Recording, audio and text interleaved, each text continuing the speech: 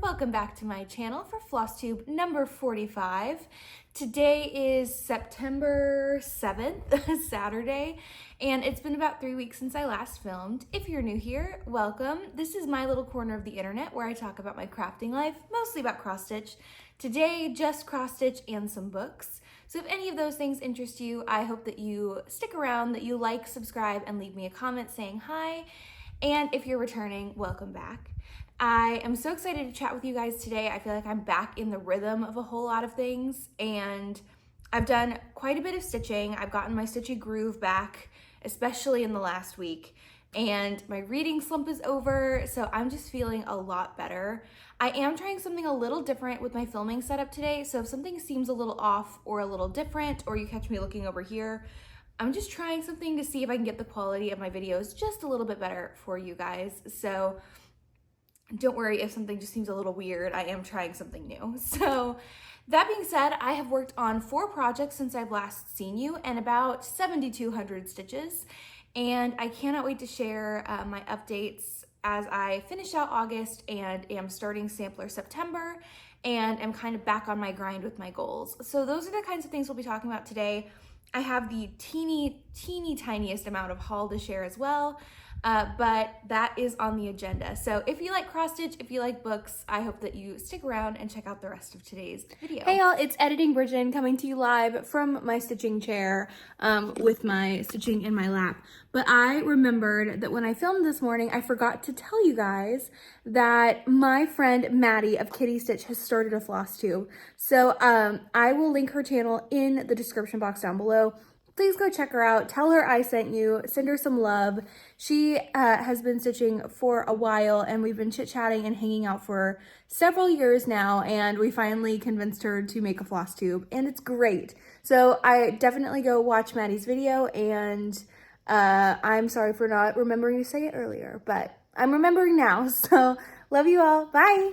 I also do want to highlight my sweatshirt for the day because it has Junie B. Jones all over it, and if you know, you know, but she was one of my favorites growing up, and when I saw this sweatshirt, I absolutely had to have it. So that's what we're wearing, that's what we're talking about today, and let's get into it, shall we?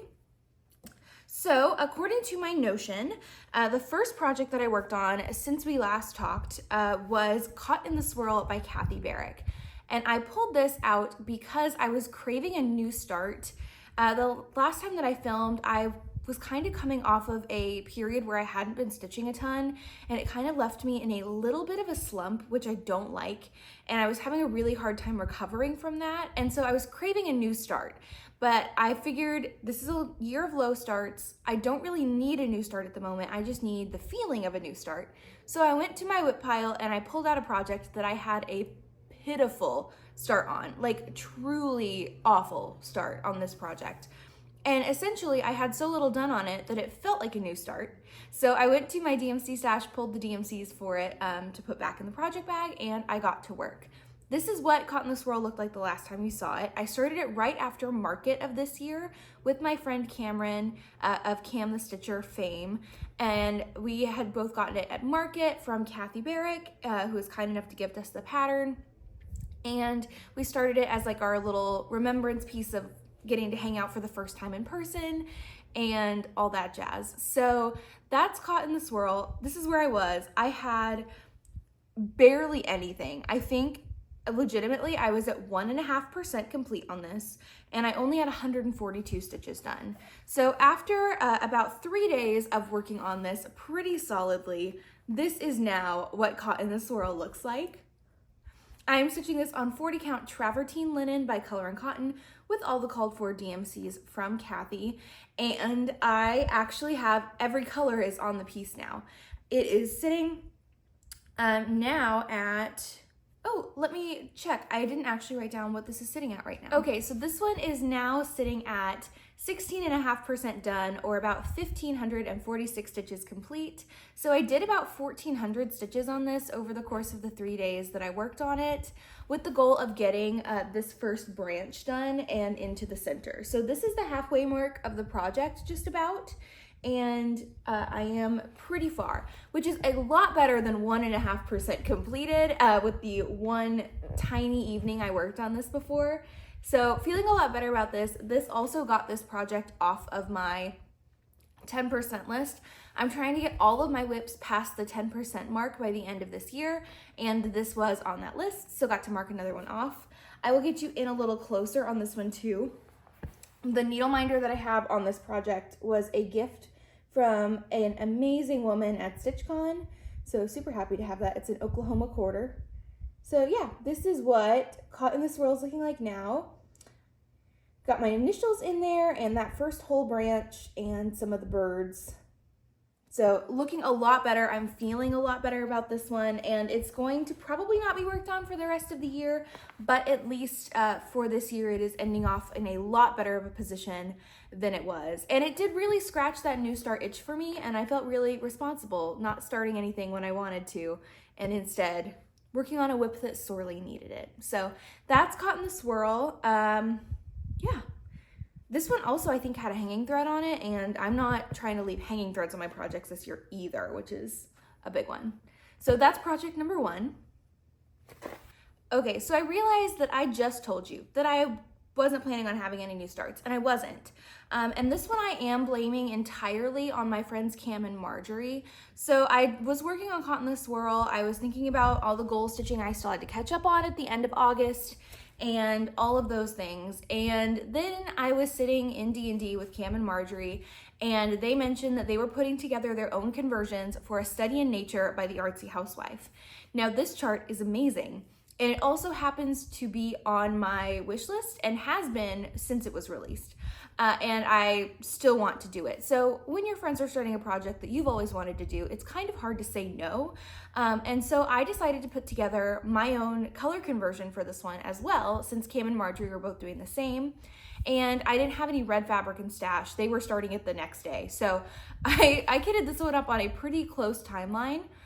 But the color palette that I chose to work with for this project is actually a color palette from a different chart that I loved, and I didn't think I was going to stitch that chart anytime soon, which is After the Rain by Hello from Liz Matthews. I had this kitted up previously and I planned to work on it for something else, but I never ended up starting it. But I remember loving the color palette so much, and this is what it looks like. It is so insanely beautiful. I love it so much. You can see all these reds and mauves and yellows and teals and greens. It's just so pretty. And so I actually sat down, and there's only one more color in this color palette than there was called for in Study in Nature. So I worked on my conversion a bit, and this is what it looks like. I am so happy with it. So shout out to Liz Matthews for coming up with the best color palettes, and is a reminder that, you know, if you are intimidated by doing color conversions, you don't have to start from scratch. You can find a palette from a project that you love and apply it to a different chart. That is always an option. So these are the flosses that I used, and I started working on this on an impulse. Say what you will, it was an impulse start. However, I could not put it down. I worked on this for almost 6 days, and I could not stop. And this is what it looks like. So this is sitting now at, let's see, this is sitting at 25.2%. So I am omitting the little floral designs at the top and bottom. I'm just doing the butterfly, and that cuts down about 2,500 stitches off the project for me. So I am 25% through what I am stitching on the project, and I am stitching this on 40 count white tee with that color palette conversion from After the Rain by Hello from Liz Matthews. So I started this on August 23rd, which also happened to be the start of a 30-hour readathon for my friend Hannah's 30th birthday. So I spent a good chunk of that weekend working on this, stitching to audiobooks for her readathon. And I will get you in close on what my conversion is looking like. It's pulling a little dark. And I have made a couple adjustments. Like, I started off with a 1-to-1 conversion for color to color, but there were a couple changes I wanted to make. Like, these flowers weren't going to be with green stems and the lighter colored petals. Like, those were things that I changed. And I did change the coloring in the body. These are supposed to be yellow based on my conversion, so I manually overrode those to a teal color. But I had to actually physically stop myself from working on this because it was so addictive, and I could have just, I think, monogamously stitched to this whole thing. So I am so happy with it, and I'm really thankful that Marjorie and Cam influenced me to start this because I have wanted to start it forever. I saw Hannah of Microbiologist Makes. Her finish of it recently is so stunning, and I think she did the called for, if I'm not mistaken, but I really wanted to stitch this on a white fabric, and doing white stitches on white fabric just wasn't gonna work. So I love this conversion. It feels very me, and I'm so excited to just continue pulling this out and getting more chunks of stitching done as I continue working on it. It's so easy because you just work on a section until you run out of that color in that section, and then you move on to the next color, and it was just so therapeutic to stitch on. So highly recommend this one. Super happy.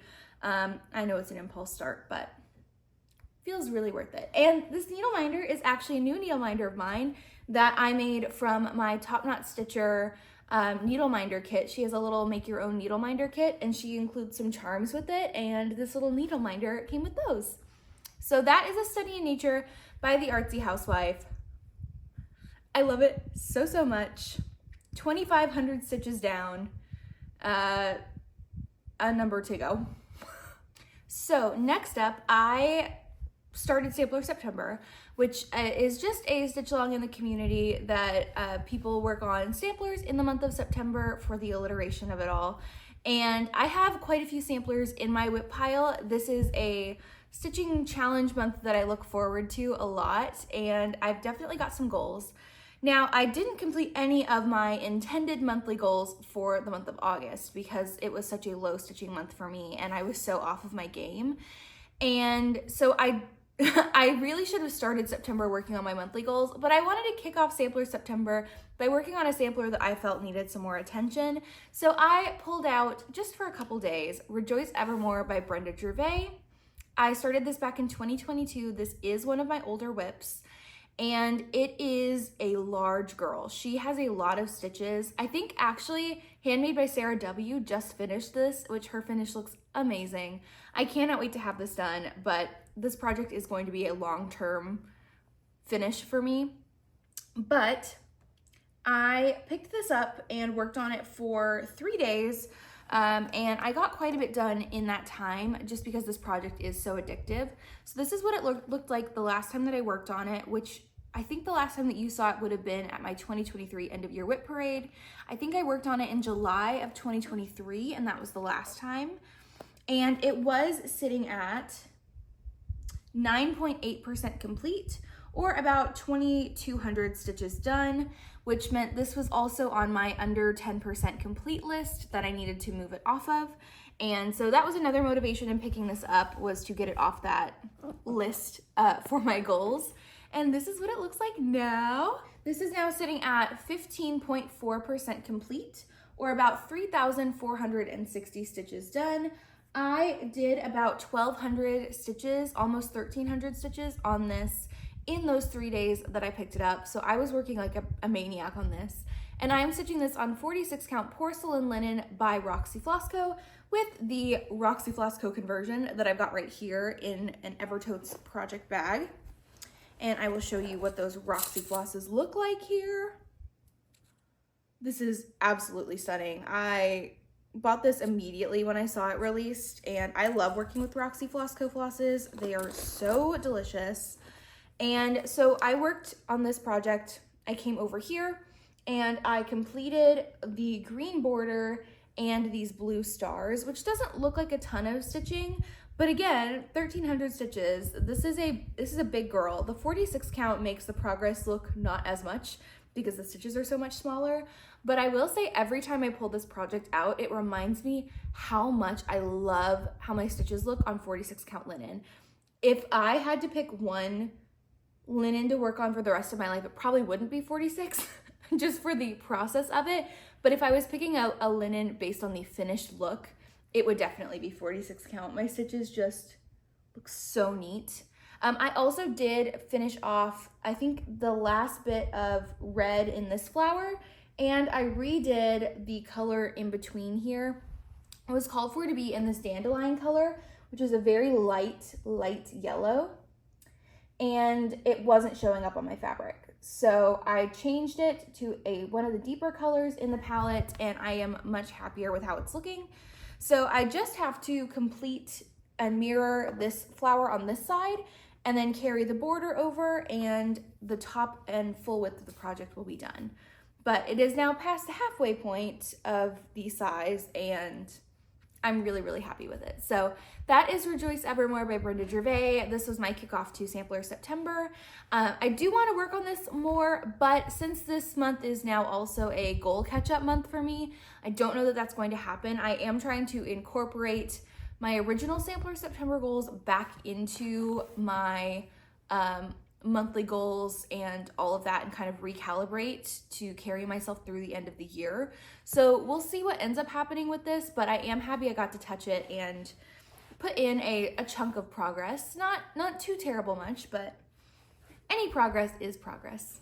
And finally, I decided to get back on my goal stitching. I did some math and figured out everything. I sat down with my Notion and got everything back in order to see what I needed to do for the end of the year. And I decided to pull out my Song of the Nightingale by Modern Folk Embroidery. This project I'm doing a full pink conversion for, and I have been working 2,000 stitches on this every month of the year to get this done by the end of this year. And I'm doing this with paper crane stitches on Instagram, and I am determined not to fall behind on this project. Well, I did last month. I didn't do any stitching on it.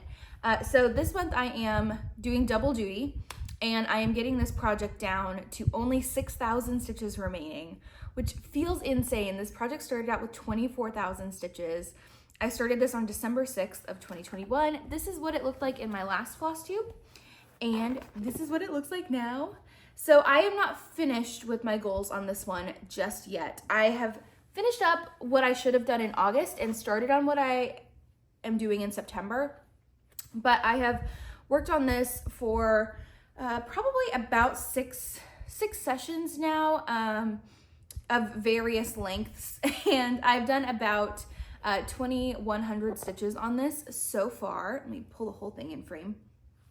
And yeah, the last time you saw it was sitting at 58.5% complete, or about 14,000 stitches done.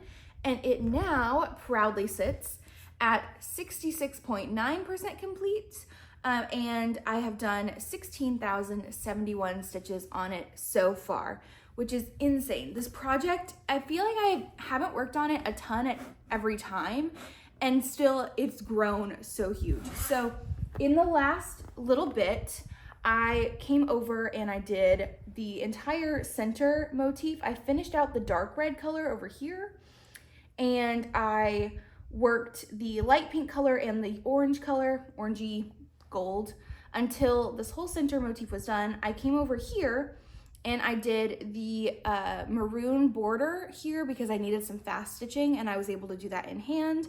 And then I came back up over here to start doing the pink fill-in on these corner motifs. And I think in order to get this done to my August goal, I will just need to fill in these two pink sections, and I should be good to go. And then after that, I only have to pick up this project 3 more times to get it done, which feels insane.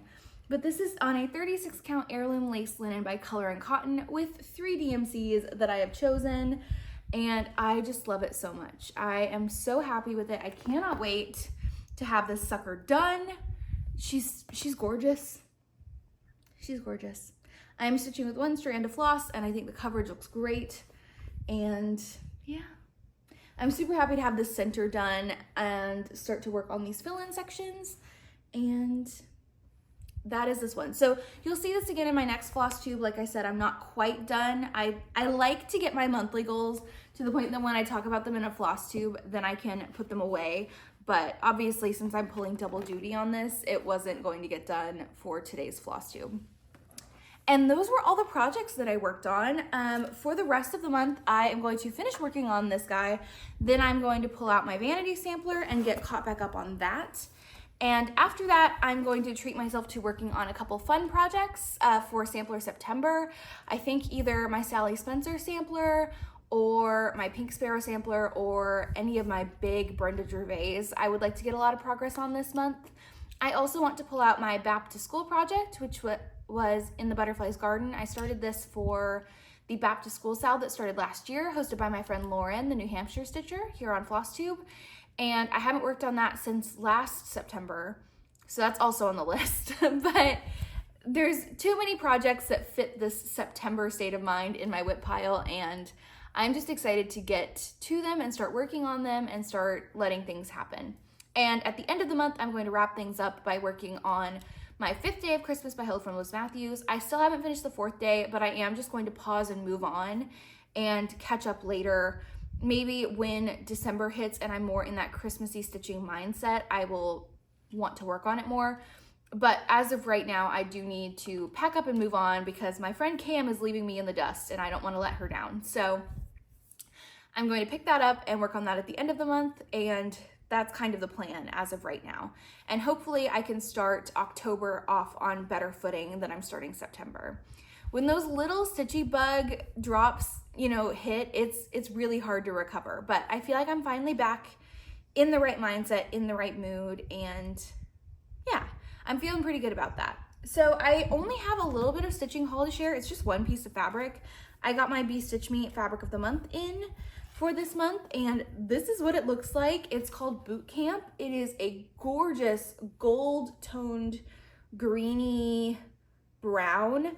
I was talking to my friends and I thought this might be perfect for Matter's Choice by Carriage House Samplings, which is in my to stitch list, but we'll see. So that's it for haul, and that is it for the cross stitch portion of today's video. If this is where you leave me, go ahead and give me a needle and thread emoji in the comments. Let me know if you're working on anything for Stampler September, or if you're doing something completely different with your whip rotation for the month. I always love hearing what you guys are working on, and I just love it when you say hi. But if you're going to follow me to the book section, I'm going to ask for a different emoji if you make it to that point in the video. So let me gather my thoughts on the books that I've read in the last couple weeks, and I will be right back. Okay, so books-wise, my book reading bug has come back full force. I'm no longer in a slump, and it feels so good. So I've read a few books. Like I said earlier in the video, my friend Hannah was hosting a 30-hour reading-a-thon for her 30th birthday. So we all just read in our homes and hung out on Zoom sessions and played some games. And I participated as much as I could in that. But I did get quite a bit of reading done. I finished the Divine Rivals series. This you might recognize from last year if you've been following me for any length of time. I read the first book in this series last summer, and I didn't love it, but it is a duology, and the final book came out, and I finally decided to just sit down and read it so that I could mark a check mark next to the series in my book, which I know is a bad reason to read a book, but I'm glad I read it. Overall, I reread Divine Rivals in anticipation of Ruthless, Vows, and I had a much better reading experience with Divine Rivals the second time around. I think this book was hyped so much online that my anticipation of the book, I think, colored what I thought about it, if that makes sense.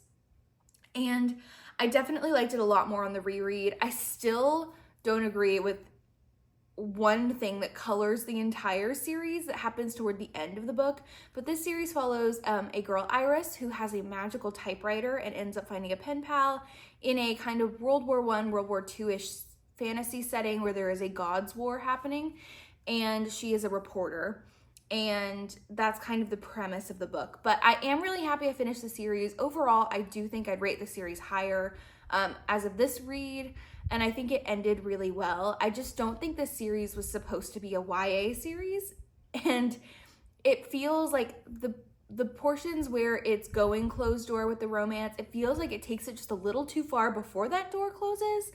I don't know, it doesn't read like YA to me. It reads like censored new adult, if that makes sense. But the characters do very much feel like they're in the mind space of YA. I don't know.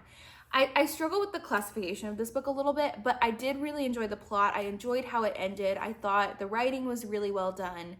And overall, I feel better about the series now that I did that reread and finished it out, and I'm glad to have it finished, but I'm glad I read it. So that's my thoughts on the Divine Rivals series.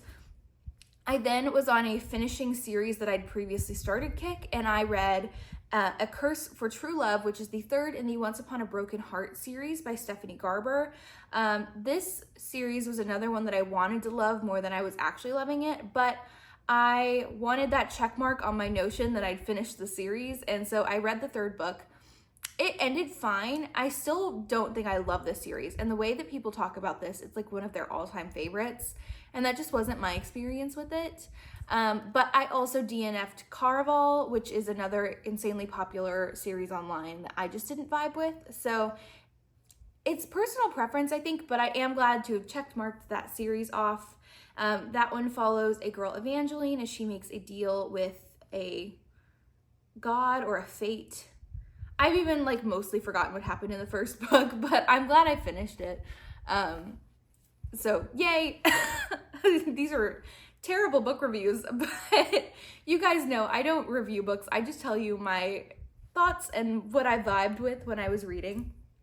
I did read the second book in the Veiled Kingdom series by Holly Renee. I thought this was a duology, and turns out I got almost to the end of book 2 and I was like, why isn't this wrapping up? And it's a trilogy. So I now have to wait a year for the next book.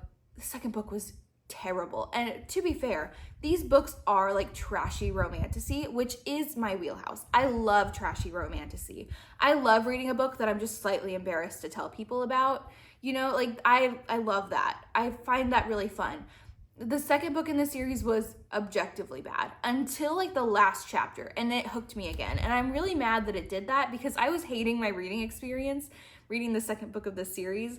But now I feel like I kind of have to read the third book when it comes out just to know what happens. It definitely feels like the book should have been a duology, and a lot of the plot of the second book could have just been like a chapter or like 3.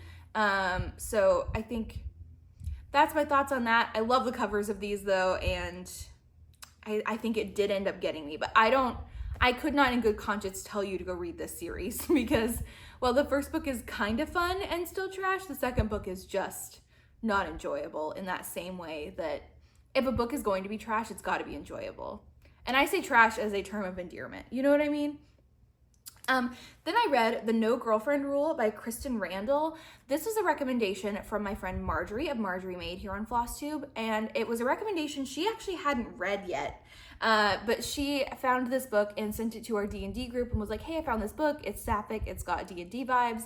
I'm going to read it if you guys want to. And I was like, done. My library had it available now, so I borrowed it, and it was so good. This is a YA romance, and it follows a girl who has anxiety, and she joins a D&D group because her boyfriend plays D&D, and his group has a no girlfriend policy, and so she wants to play to try and get closer to him and like learn about his interests, and ends up finding herself along the way.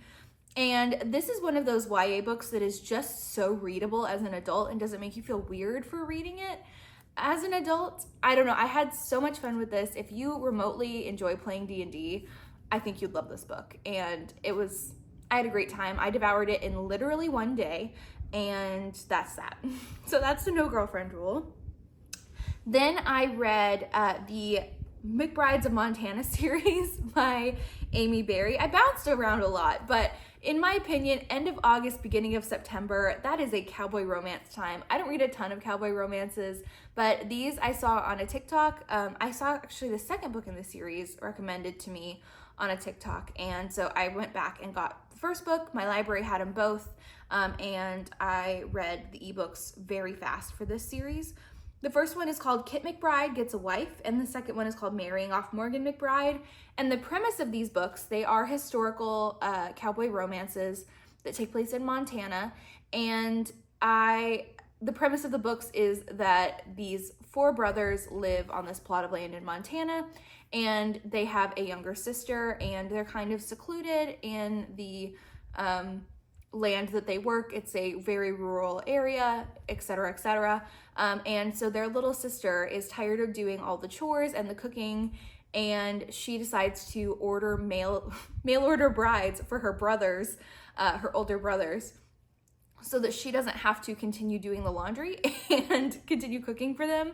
And so she orders mail order brides for her brothers, and that is where the series picks off. So these women are arriving at the behest of the younger sister, thinking they're coming to get married, and the men don't even know that they've been ordered. That's a bad term, but you know what I mean. They've answered these ads for mail order brides in a magazine, and the ads weren't placed by the men who would be marrying them. So the first one was so much fun. The second one I did enjoy more. The first one is no spice. The second one has spice, but I found these books really easily readable. There's only 2 out. I don't know if she's going to be continuing the series with all 4 brothers, but the second one came out a year ago, so I'm not sure. I didn't see anything online about a 3rd book in the series, but I had a great time reading these 2. I thought they were really fun, and I enjoyed myself immensely. And finally, I have been catching back up with the Plated Prisoner series by Raven Kennedy. This is a Kindle Unlimited romantasy series that is a retelling of King Midas, and this is another series that I would not go into lightly. This is trash romantasy, and there are probably some pretty heavy trigger warnings for these books if that is something that you need to keep in mind. But I read the first 3 books of this back in 2021 when I was first getting back into reading, and I enjoyed them so much. And then I found out the series was going to be really long, so I was waiting until the whole thing was released to catch back up and finish it out. And the last book in the series, number 6, comes out this month. So I have been rereading the whole series in anticipation of finally finishing it. And I hate to say it, but the books get worse. So book 1 is not great. Book 2 gets more interesting. Book 3 I devoured, and then book 4 kind of gets bad again. I just finished book 4, which is called Glow. It was my first time reading number 4. I'm about to pick up number 5, and the ending of 4 got me again, but most of the book wasn't as enjoyable. So I am going to finish out this series just because I feel like I owe it to 2021 Bridget, who loved it so much. And again, I want that check mark. But I've been rereading them, but I don't know that I could in good conscience tell you to go read them, if that makes sense. And that's what I've been reading. So I am going to finish out that series, and I've got a couple more on my wish list going into kind of the fantasy fall, which is like my wheelhouse. I love reading fantasy books this time of year. Is it still 90 plus degrees in Texas? Yes, it is. But fall is a state of mind where I live, because if we waited till the weather was right for it, we'd never get it. So that is my plan. I have been enjoying making some fall coffee flavors, and I am willfully wearing my sweatshirt in a house that is too hot for it, because I have cute sweatshirts and it's fall, and I just want to wear my cute sweatshirts in the fall. But if you made it to this point in the video, go ahead and leave me a book emoji to let me know that you watched the book portion of today. I'm always interested in seeing if you guys actually make it to this point, because I feel like I ramble, and also my reviews aren't very coherent. So, but I never claim to be a book reviewer. I just simply read and like telling you guys about what I enjoy and what I have been reading, and that's it. So I am going to go clean up from this and go get some lunch with my family, and probably stitch for the rest of the day and get this edited and uploaded as soon as possible for you guys. But I hope that you have an awesome 3 weeks. I will be back in 3 weeks to tell you about what I've gotten up to again, and hopefully have some good closing end of September news as far as my goals and Stampler September. So I hope that you enjoy stitching for the next bit, and I will catch up with you when it's finally time for spooky stitching. Bye guys!